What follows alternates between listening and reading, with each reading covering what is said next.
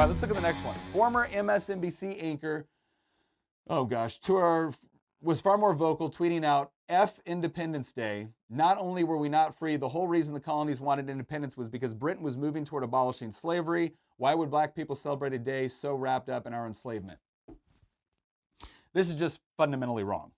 All right, independence was not declared because England was about to abolish slavery, and we didn't want the people in the South that owned slaves didn't want their slaves freed. That's not accurate. Slavery existed well after the American Revolution in England. And slavery existed in Africa all the way up until late 20th century.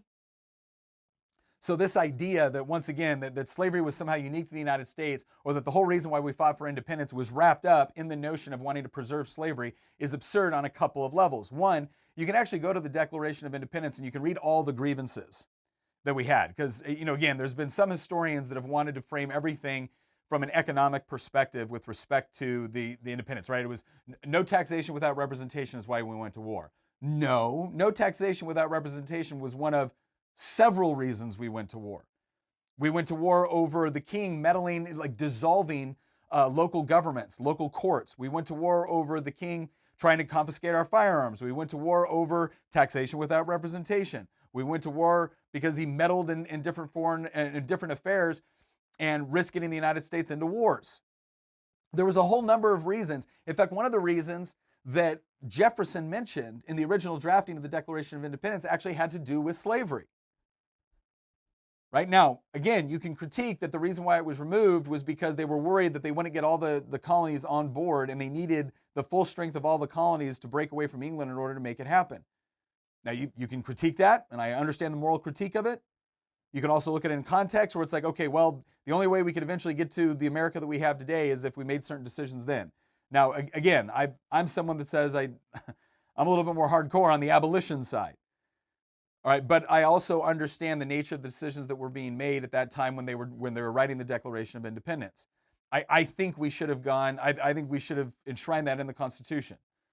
But it's also difficult to see how we would have won the war with England had we done that at that point. Again, doesn't excuse it. Doesn't excuse any of it.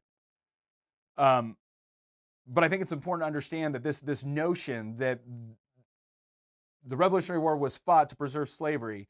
In order to believe that, you would have to believe that most of the northern colonies, whose economies were not in any way, shape, or form reliant upon slavery, that they somehow would have gone to war and fight, because most of the hotbed revolutionary fervor was from Virginia north, with the exception of New York and Pennsylvania.